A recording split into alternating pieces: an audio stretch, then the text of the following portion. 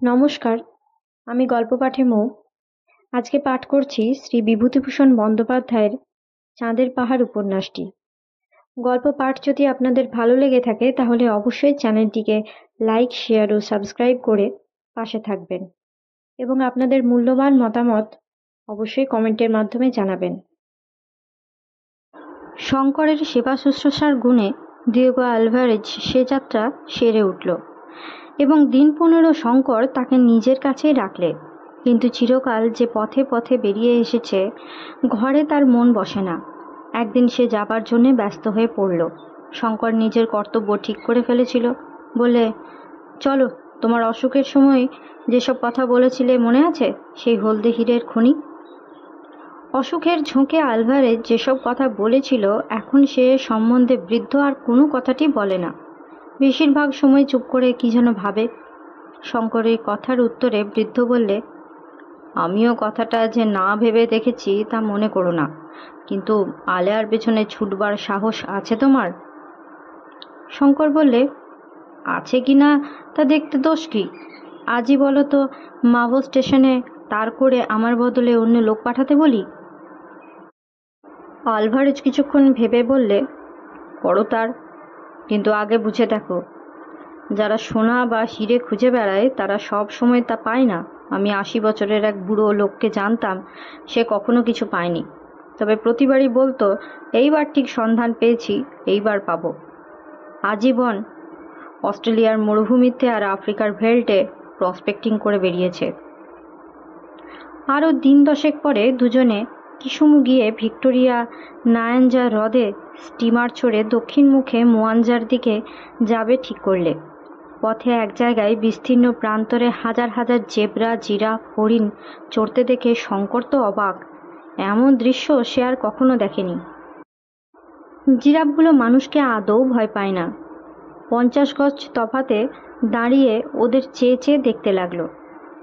Alvarez বললে, আফ্রিকার giraffe মারবার জন্য গভর্নমেন্টের কাছ থেকে বিশেষ লাইসেন্স নিতে হয়, যে সে মারতে পারে না, এজন্য মানুষকে ওদের তত ভয় নেই। হরিণের দল কিন্তু বড় ভীরু, এক এক দলে 200-300 হরিণ চড়ছে। ওদের দেখে ঘাস খাওয়া ফেলে মুখ তুলে একবার চাইলে পরক্ষণেই মাঠের দূর প্রান্তের দিকে সবাই 4 পা তুলে দৌড়। কিসুমু থেকে স্টিমার ছাড়ল। এটা ব্রিটিশ স্টিমার, ওদের পয়সা কম বলে ডেকে যাচ্ছে। নিগ্রো মেয়েরা পিঠে ছেলে মেয়ে বেঁধে মুরগি নিয়ে স্টিমারে উঠেছে। মাসাই কুলিরা ছুটি নিয়ে দেশে যাচ্ছে, সঙ্গে নাইরোবি শহর থেকে কাঁচের পুঁতি, কম দামের খেলো আয়না, ছুরি ইত্যাদি নানা জিনিস। স্টিমার থেকে নেমে আবার ওরা পথ চলে। ভিক্টোরিয়ার হ্রদের যে বন্দরে ওরা নামলো তার নাম মোয়াঞ্জা। এখান থেকে 300 মাইল দূরে ট্যাবোরা। সেখানে পৌঁছে কয়েকদিন বিশ্রাম করে ওরা যাবে টাঙ্গানিকা হ্রদের তীরবর্তী উজিচি বন্দরে। এই পথে যাবার সময় আলভারেজ বললে, টাঙ্গানিকা মধ্য দিয়ে যাওয়া বড় বিপজ্জনক ব্যাপার। এখানে একরকম মাছি আছে, তা কামড়ালে স্লিপিং সিকনেস হয়। স্লিপিং সিকনেসের মড়কে টাঙ্গানিকা জনশূন্য হয়ে পড়েছে। মোয়াঞ্জা থেকে ট্যাবোরা পথে সিংহের ভয়ও খুব বেশি। প্রকৃতপক্ষে আফ্রিকার এই অঞ্চলও সিংহের রাজ্য বলা চলে। শহর থেকে 10 মাইল দূরে পথের ধারে একটা ছোট খড়ের বাংলো। সেখানে এক ইউরোপীয় শিকারী আশ্রয় নিয়েছে। আলভারেজকে সে খুব খাতির করলে। শঙ্করকে দেখে বললে, একে পেলে কোথায়? এ তো হিন্দু, তোমার কুলি? আলভারেজ বললে, আমার ছেলে। সাহেব আশ্চর্য হয়ে বললে, কিরকম? আলভারেজ আনুপূর্বিক সব বর্ণনা করলে, তার রোগের কথা, শঙ্করের সেবা শুশ্রূষার কথা। কেবল বললে না কোথায় যাচ্ছে ও কি উদ্দেশ্যে যাচ্ছে। সাহেব হেসে বললে, বেশ ভালো। ওর মুখ দেখে মনে হয় ওর মনে সাহস ও দয়া দুই আছে। ইস্ট ইন্ডিজের হিন্দুরা লোক হিসাবে ভালোই বটে। একবার উগান্ডাতে একজন শিখ আমার প্রতি এমন সুন্দর আতিথ্য দেখিয়েছিল, তা কখনো ভুলতে পারবো না। আজ তোমরা এসো, রাত সামনে, আমার এখানেই রাত্রি যাপন করো। এটা গভর্নমেন্টের ডাক বাংলো। আমিও তোমাদের মতো সারা দিন পথ চলে বিকেলের দিকে এসে উঠেছি। সাহেবের একটি ছোট গ্রামোফোন ছিল, সন্ধ্যার পরে টিনবন্দি বিলিতি টমাটোর ঝোল ও সার্ডিন মাছ সহযোগে সান্ধ্য ভোজন সমাপ্ত করার পরে সবাই বাংলোর বাইরে ক্যাম্প চেয়ারে শুয়ে রেকর্ডের পর রেকর্ড শুনে যাচ্ছে। এমন সময় অল্প দূরে সিংহের গর্জন শোনা গেল। বোধ হলো মাটির কাছে মুখ নামিয়ে সিংহ গর্জন করছে, কারণ মাটি যেন কেঁপে কেঁপে উঠছে। সাহেব বললে, টাঙ্গানিকায় বেজায় সিংহের উপদ্রব, আর বড় বড় সিংহ এরা। প্রায় অধিকাংশ সিংহই মানুষ খেকো। মানুষের রক্তের আস্বাদ একবার পেয়েছে, এখন মানুষ ছাড়া আর কিছু চায় না। শঙ্কর ভাবলে, খুব সুসংবাদ বটে। উগান্ডা রেলওয়ে তৈরি হবার সময়ে সে সিংহের উপদ্রব কাকে বলে খুব ভালো করেই দেখেছে। পরদিন সকালে ওরা আবার রওনা হলো। সাহেব বলে দিলে, সূর্য উঠে গেলে খুব সাবধানে থাকবে। স্লিপিং সিকনেসের মাছি রোদ উঠলেই জাগে, গায়ে যেন না বসে। দীর্ঘ দীর্ঘ ঘাসের বনের মধ্যে দিয়ে সুড়িপথ। আলভারেজ বলে, খুব সাবধান, এইসব ঘাসের বনে সিংহের আড্ডা, বেশি পিছনে থেকো না। আলভারেজের বন্দুক আছে, এই একটা ভরসা। আর একটা ভরসা এই যে আলভারেজ যাকে বলে ক্র্যাক শট, তাই, অর্থাৎ তার গুলি বড় একটা ফসকায় না। কিন্তু অত বড় অব্যর্থ লক্ষ্য শিকারীর সঙ্গে থেকেও শঙ্কর বিশেষ ভরসা পেলে না, কারণ উগান্ডার অভিজ্ঞতা থেকে সে জানে সিংহ যখন যাকে নেবে এমন সম্পূর্ণ অতর্কিতেই নেবে সে।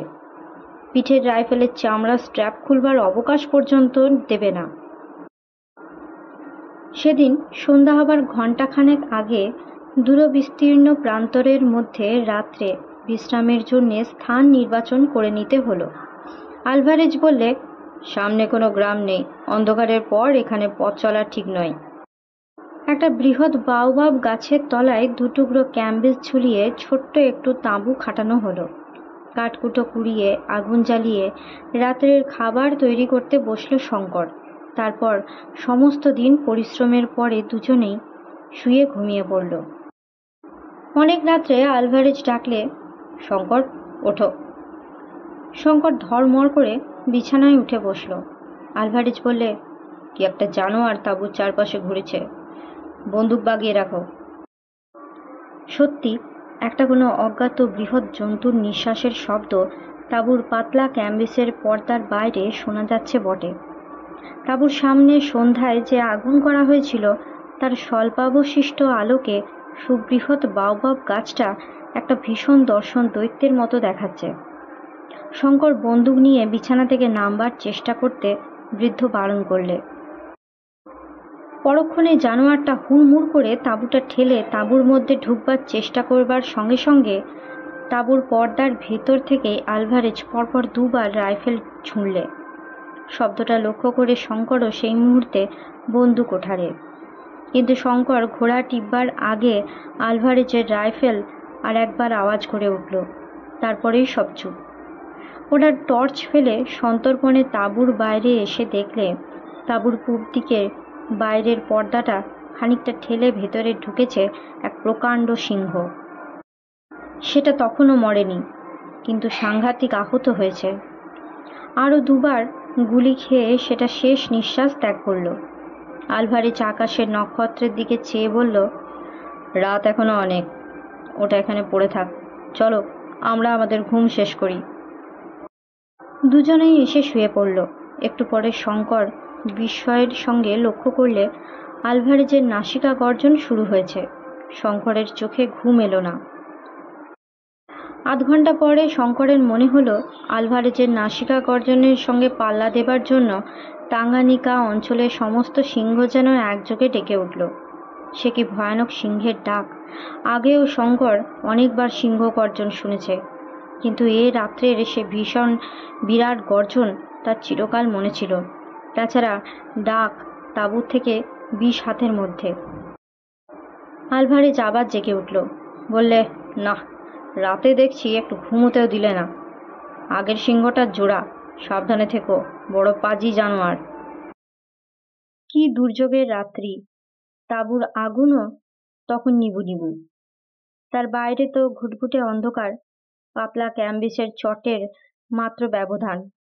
তার ওদিকে সাথীহারা পশু বিরাট গর্জন করতে করতে সেটা একবার তাঁবু থেকে দূরে যায়, আবার কাছে আসে, কখনো তাঁবু প্রদক্ষিণ করে। ভোর হবার কিছু আগে সিংহটা সরে পড়ল। ওরাও তাঁবু তুলে আবার যাত্রা শুরু করলে। আজকের মতো এই পর্যন্তই। গল্প পাঠ আপনাদের কেমন লাগছে তা অবশ্যই কমেন্টের মাধ্যমে জানাবেন। সকলে সুস্থ থাকবেন, ভালো থাকবেন এবং সাবধানে থাকবেন, পাশে থাকবেন। নমস্কার। নিয়ে আসছি পরবর্তী অংশ পরবর্তী ভিডিওতে।